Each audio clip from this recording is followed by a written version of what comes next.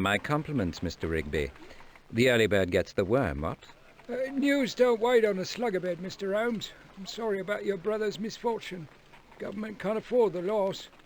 What are his prospects, sir, if I might ask? His condition is guarded. Your concern is appreciated. Well, the best of British luck to him. And pardon the banner, I'm obliged to display it. You must make your living, Jonas, as must be all.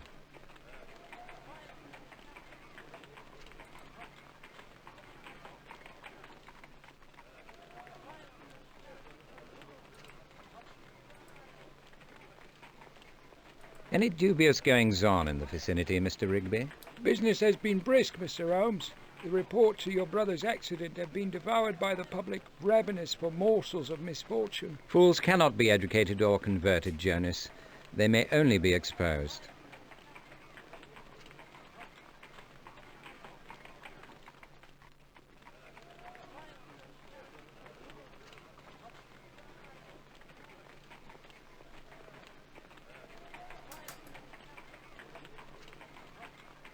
Come on.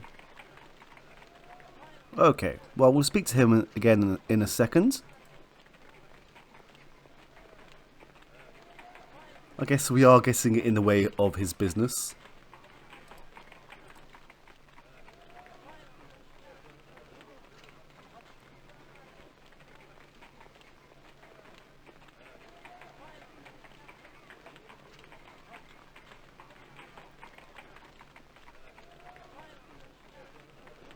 I'm guessing that we aren't going to buy any more of this. Well, it was a free sample, but we don't seem sold on it. Everything all right with you, Jonas? Can't complain, Mr. Holmes. And if I did, I would listen. Too true. There's so little kindness in the world.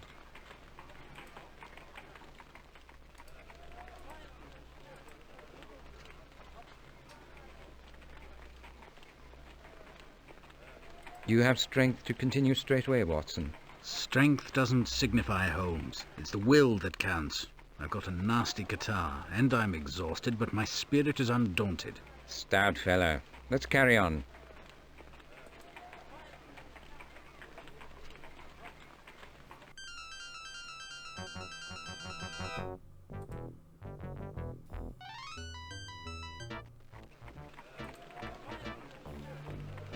A quiet watch, Constable? As I prefer it, Mr. Holmes. I'd like a word with Lestrade. You're not alone, sir, but the inspector is engaged, and he's left particular orders not to be disturbed even by you. Wow, that's rude. Is Augie still schooling you at Three-Card Monte? The man's an unnatural wizard. I never win. I swear he could retire to Blackpool on the brass he's taken off me. It's a mug's game, Constable, but nobody wins all the time. The yard seems quite deserted. What's the reason? Lawful folk are at home, and the criminal classes see I'm on duty. I'm always on duty. Haven't had a tea break in donkey's years. Now, I've always heard the expression donkey's years, but I'm not too sure if there is actually a specific length. I mean, it's just a saying, really. But I wonder just how long a donkey's year would be.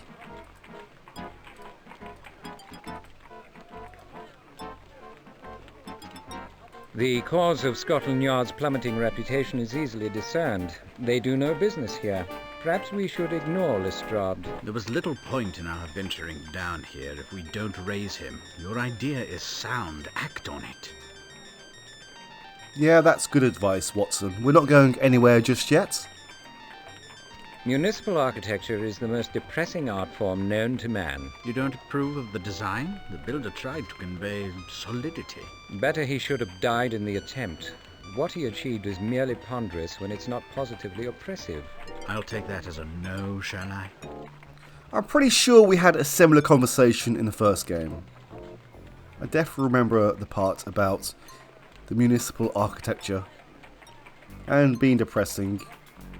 How might the constable's commitment to his duty be overcome, Watson? He's an officious brute, Holmes. But I'd wager you know his weakness. Okay, let's speak to Augie.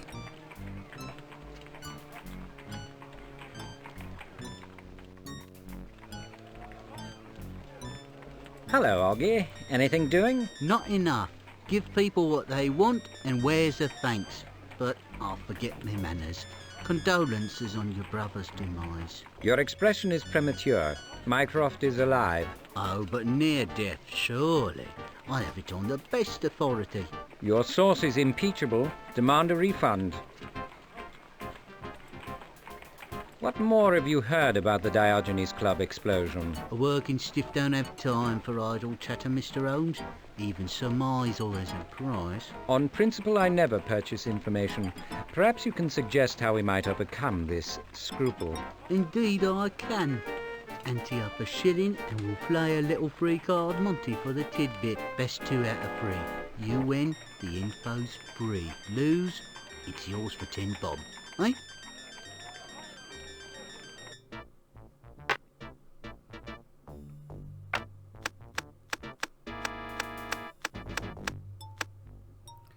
Now, it should be here, correct?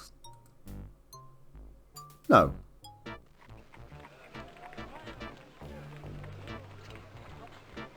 It's been a pleasure, Mr. Holmes. Better luck next time. Luck, I suspect, has nothing to do with it. You can keep the shilling, but I won't pay more for useless information. Oggy, are you always plying your dubious trade? The rich can afford to rest, Mr. Holmes. A poor man must make brass where he can. As you seem to appreciate a platitude, you might reflect on the one that declares that there is no rest for the wicked. Feel like being taught your business, Oggy? You can always try.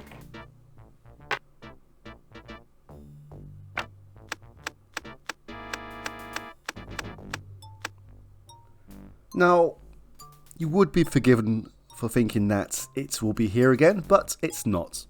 As you probably have guessed, he's fleecing us. It's right here.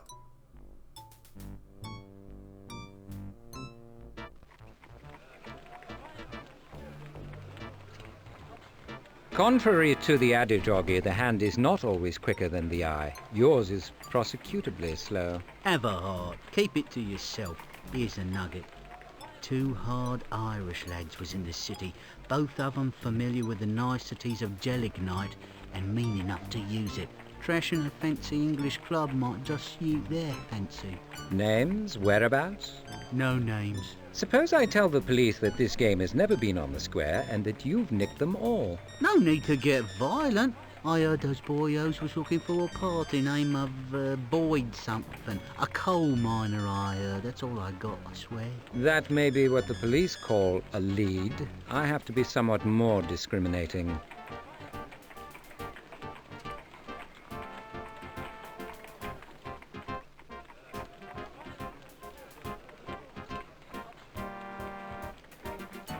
You want to know the secret to Augie's success? Only slightly less than the Ripper's real name. Might I see Lestrade on the strength of it? The door is yours. Once inside, you're on your own hook. Fine. After Augie manipulates the cards, tell him to move away from the table. Say that if your card is not one of those face down, he's in for a stay at Pentonville. I guarantee you'll start to recoup some of your losses. He's been bombing a card, then. Some secrets are just too tawdry to tell, Constable.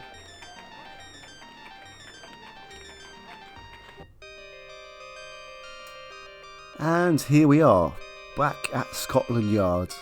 And it looks slightly more animated than the last time. Now, before we go around poking the sergeant, it's beneficial of us to actually take a look at some of the scenery. So yes, bear with me for 2 minutes while I examine various things in this place and people.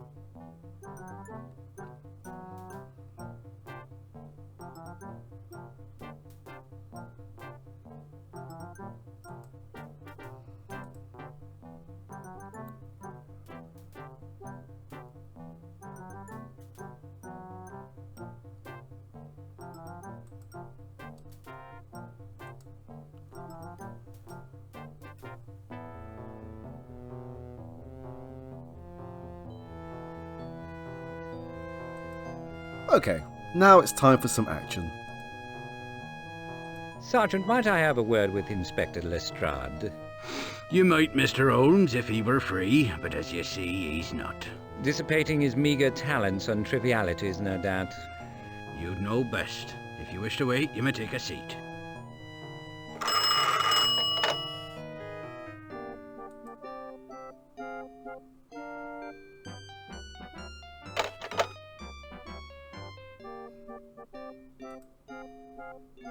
When might Lestrade be available, Sergeant?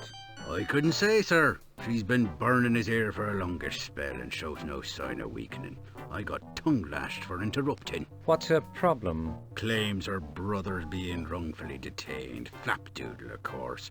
But the inspector's going the extra mile. There have been allegations of high-handedness. He may see Gregson looking over his shoulder, if you take my meaning. Hopefully Gregson has calmed down since the last game. Last time we spoke to him, he was a bit of a dick.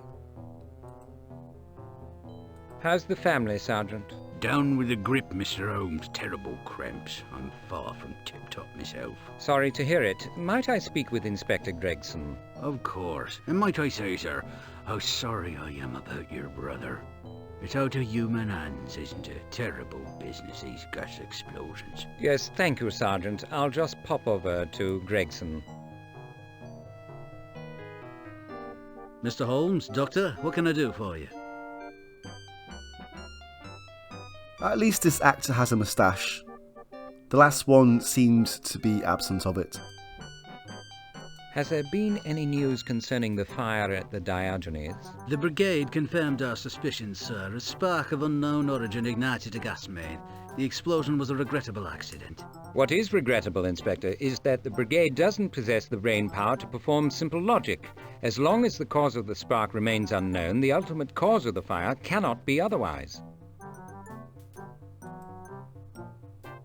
Does Lestrade have anything to add to the brigade's report? Doubtful. He has several cases running and was eager to close the book on this one. Typical. Always the easy way.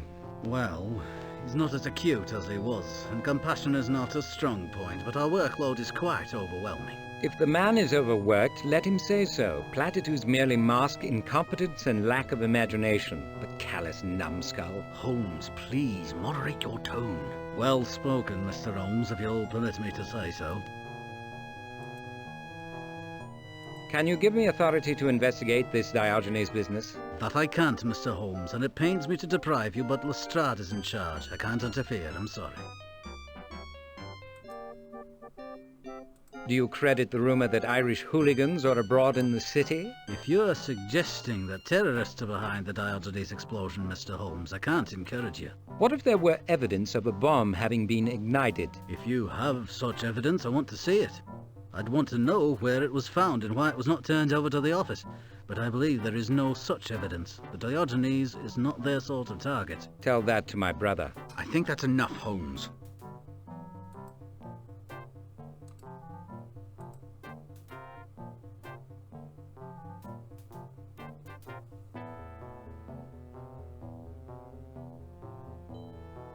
He's still staring at us. Okay. We will just carry on then. Sergeant, why is that man being held in the lockup? Nutty as the proverbial fruitcake, as you can hear. He's waiting for a lift to St. Mary's. What is the delay? That woman claims he's nut bunkers. She says he's sick. She is indubitably correct, but how sick and from what?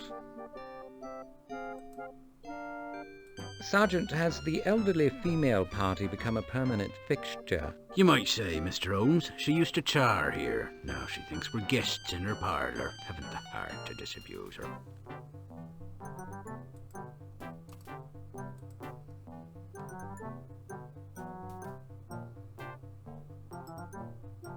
Police bureaucracy is perfectly suited for certain types of work. What types are those, Holmes? The tedious, the repetitive, the fatuous, the unimaginative, and the squalid. As that covers most criminal activity, it's a wonder you stay busy. Drop the sarcasm, Doctor. I'm determined to be angry with the police. If I am unreasonable, I expect you to humor me.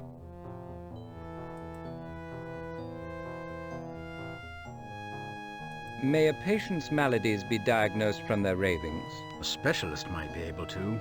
I'll wager alcohol plays a part in this episode. Is it current drink, a history of abuse, or a seizure?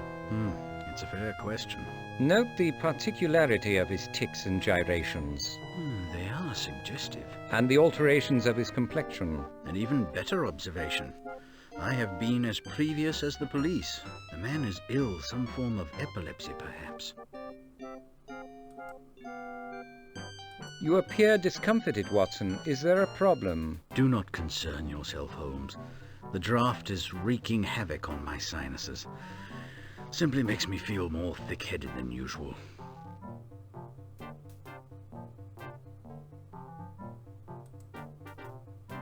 Is there anything here to detain us further, Watson? If we don't talk to Lestrade, did we not waste our time? We're getting there. How can we talk to the brute and not get arrested, Watson? We can wait and watch our hair turn grey, or help his current victim along. And that is what we're going to do.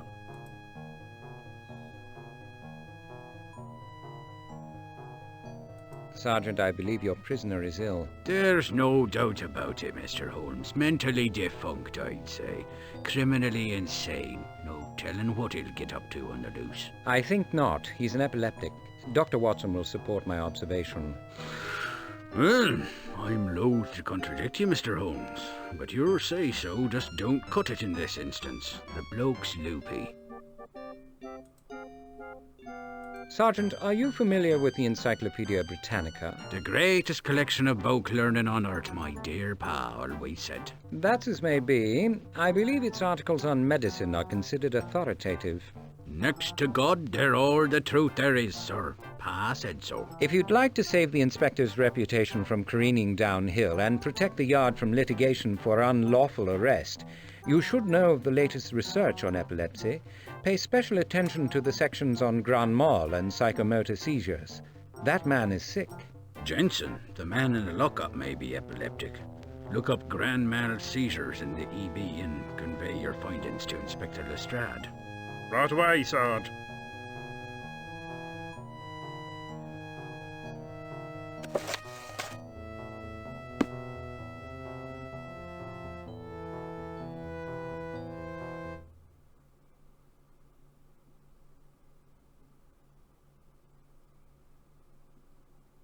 God! Have the incarcerated gentleman cleaned up immediately and release him to his sister's custody. Thank you. Thank you, Mr. Holmes. Another scandal here would be damaging.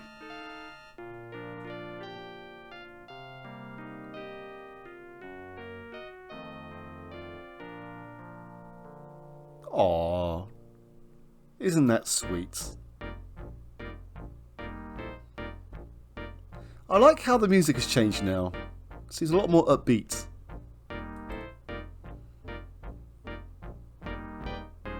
You're finally ready to resume your duties, Lestrade? I appreciate your assistance on that medical matter, Mr. Holmes, but the arch tone is out of order. What can I do for you? Evidently nothing, even though there is more to the Diogenes disaster than the pathetic official examination has divulged. Suspicions are your trade, Mr. Holmes. Proof pays the bills in police business. Proof? I'll give you proof. If your people... We wondered, Inspector, if... I'm perfectly capable of speaking for myself, Watson. If you won't investigate the explosion further, you might at least assist me. How? Give me carte blanche at the explosion site and the morgue. Something sinister is going on, Lestrade, if only you had the wit to see it. I will ignore the insult in deference to your fragile emotional state. If you want to waste your time, I won't stop you.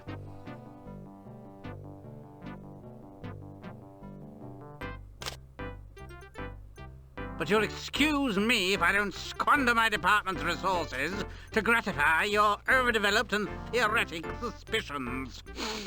Without well-founded supposition, Lestrade, reason staggers and the mind dies. You might remember that. I'm guessing that the injury of Mycroft has affected Holmes quite a lot. He doesn't really seem himself, but then again, we already know this. Will you provide some police protection for my brother? Don't push, Mr. Holmes. We've had a mutually advantageous relationship over the years. I'd hate to... Thank you, Inspector. Shall we leave, Holmes? Yes, let's go.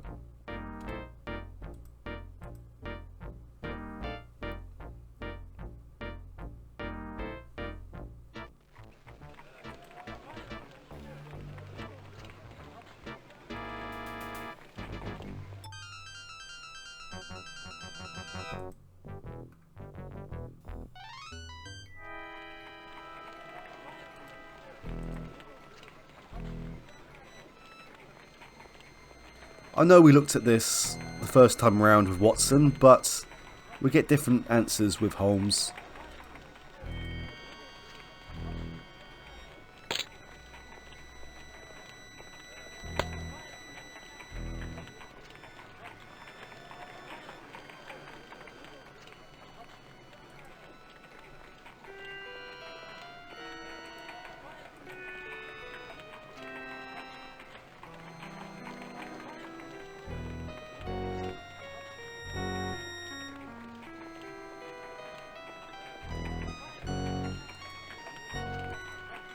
And we also get different actions as well.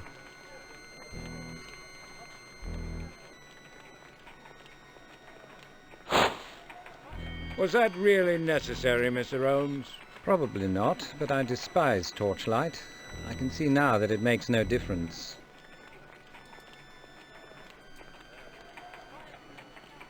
These premises are closed to the merely curious, Mr. Holmes. That won't cut it, Mr. Holmes, if you'll pardon the expression. Is there anything here to detain us further, Watson? I wish I could answer with some assurance, Holmes.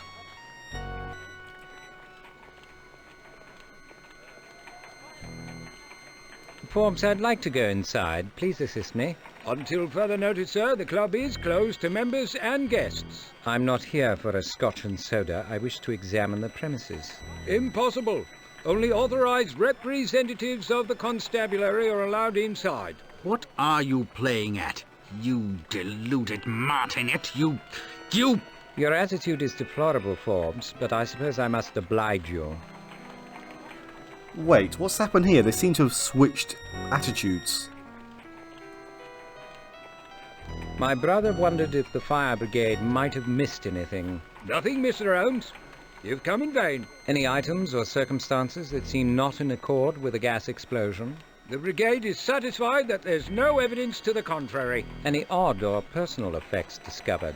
No, nothing of a private nature has been removed from the club. I'm sworn to protect members' property and I will perform my duty.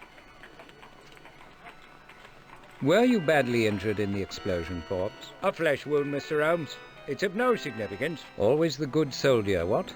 Where is your wound? Let's say in the vicinity of my nether regions. An ex-soldier wounded on his backside. Probably has not improved his disposition. Let's not belabor the obvious, Doctor. Well, he mentioned nether regions. That could mean... Never mind. Forbes, what happened after the explosion? Did you notice anything unusual? I was stunned. Not myself for a few moments. You saw no one on the street when you revived? No one except yourselves.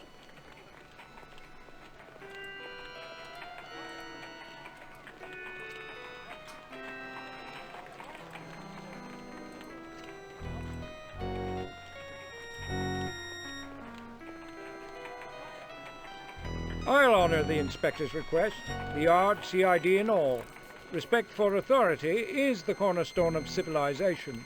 Must maintain discipline. Would have preferred a personal appeal. Indeed, I'll tell him you felt slighted. He's sure to be mortified.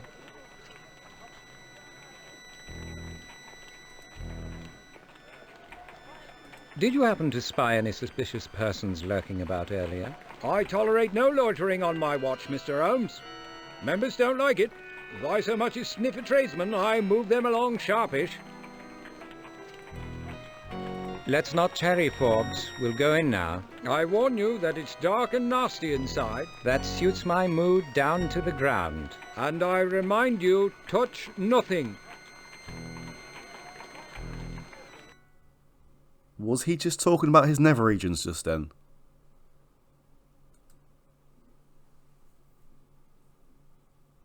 Has anyone worked on the gas lines in the last day or so? Checked and bled by Midlands last week. All in perfect order. Like Inspector Lestrade says, gas accidents are the price of progress. Depend on Lestrade for a cliché in lieu of exercising his brain. The Lectio Facilior is fine for paleography, but it won't do for logic. The man's reasoning powers are abysmal. Do you remark anything odd about the entry, Forbes? Well, it's burned and soaked with water, isn't it? I mean, anything unexpected? No, the place is a mess. I'll have to clean it up.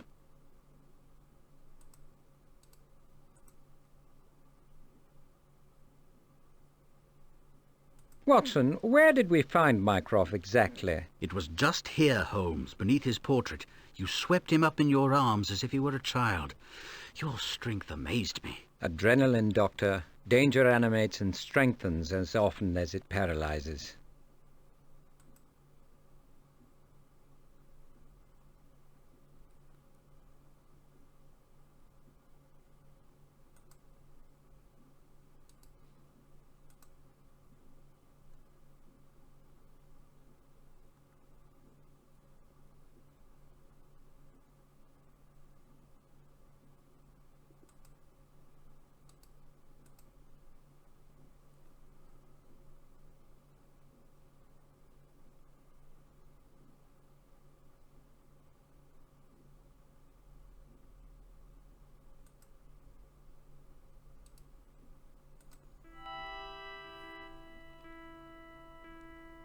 I've asked you not to touch club property. Put that back, if you please. Forbes, my brother's snuff box is not included in your purview. Do not make yourself an unbearable nuisance. Yeah, that's not exactly club property.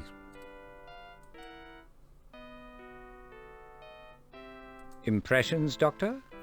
It is difficult to be very observant in such conditions.